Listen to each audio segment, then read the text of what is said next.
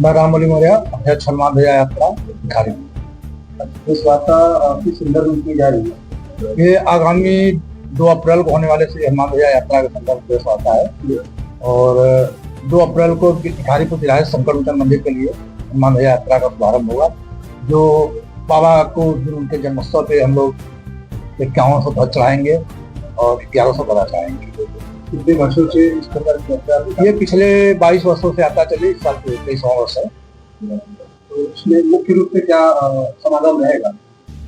मुख्य रूप से 60 फीट लंबे रथ पे तो हम राम दरबार सकता है, जिसमें शंकर मोचन संघ मंदिर के संघ प्रमुख केतर मंडली जो है कीर्तन करती है, और पुनिया से, राम सिंहपुर से, अदरपुरा से, और आपका जानकी नगर, सूरतपुर, डाभी और बगटिया से हमारे कार्यालय है जो वहाँ से झांकियाँ भी आकर सम्मिलित।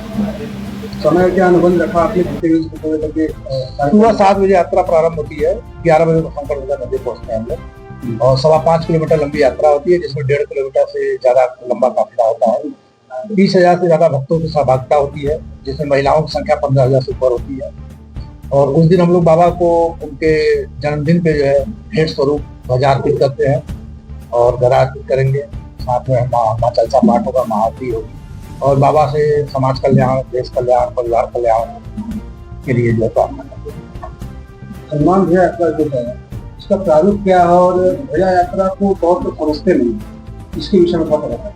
ध्वजा यात्रा मेन बाबा के जन्मोत्सव को मनाने का एक उद्देश्य है, और उस दिन बाबा को हम लोग प्रसन्न करने के लिए ध्वजा अर्पित करते हैं राम नाम के साथ जो है, और साथ में बाबा से एक मंगल कामना की जाती है, क्योंकि बाबा जी उस दिन ज्यादा खुश होते हैं।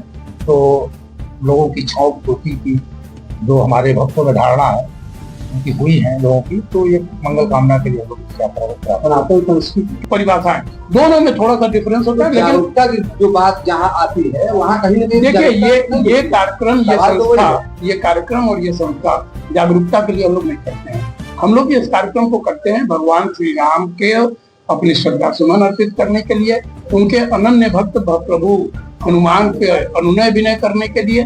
और रही बात जहाँ से हम बात शुरू किए थे ध्वज की, ध्वज देखिए कीर्ति समझ रहे हैं ना, उनकी प्रसिद्धि कीर्ति और यश के लिए ध्वज का प्रतीक माना जाता है। हम अपने घरों पे ध्वज इसलिए लगाते हैं कि हमारा राहु संतुलित रहे, यदि वास्तु के हिसाब से देखा जाए राहु संतुलित रहे, और जो उस पताके का जो लहर होता है, जो फैलता है, उसके वेग से, उसके हवा से, उसके लहर से हमारी जो कीर्ति है, हमारा जो यश है वो बढ़े।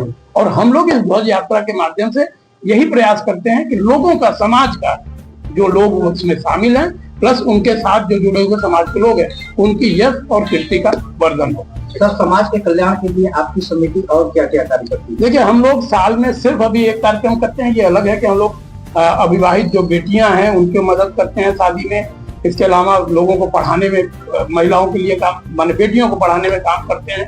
कुछ महिलाओं को रोजगार भी दिया गया है, लेकिन वो हम लोगों का एजेंडा नहीं है, या ये कहा जाए कि संस्था के इतर वो काम हम लोग करते हैं, लिहाजा इन चीजों को हम लोग संस्था से नहीं जोड़ते हैं। आपकी समिति बनारस के बाहर भी क्या कार्य करती है या?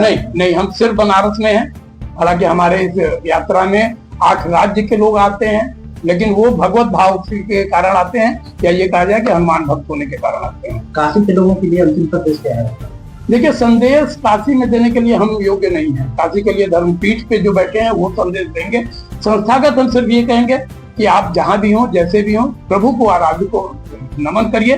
वो आपके आराध्य कोई भी हो सकते हैं, लेकिन किसी आराध्य को अपना आराध्य बनाइए, उनसे अपनी पीड़ा सुनाइए, वो आपकी पीड़ा जरूर दूर करेंगे।